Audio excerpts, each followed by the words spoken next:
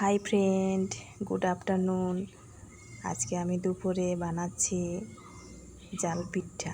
এগুলোকে আমরা জাল পিঠা বলি। তোমরা কি এগুলো জাল পিঠা বলো কেউ?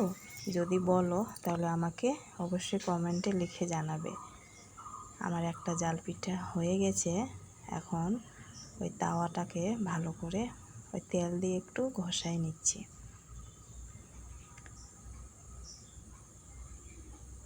তারপর আমি আবার একটা দিয়ে দিচ্ছি।